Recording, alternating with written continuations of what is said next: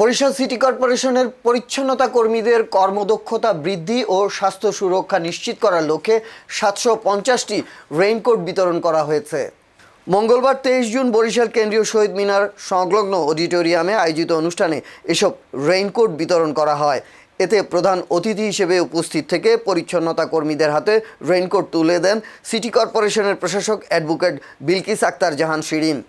অনুষ্ঠানে আরও উপস্থিত ছিলেন পরিচ্ছন্নতা বিভাগের কর্মকর্তা ইউসুফ আলী, মাহবুব আলম সহ সিটি কর্পোরেশনের অন্যান্য ঊর্ধ্বতন কর্মকর্তা ও কর্মচারীবৃন্দ।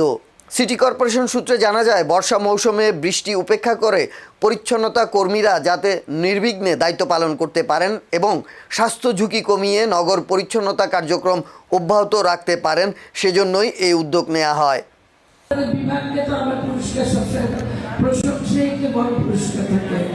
সবসময় আমরা প্রশংসা করি, আপনারা এই কাজটা অব্যাহত রাখবেন।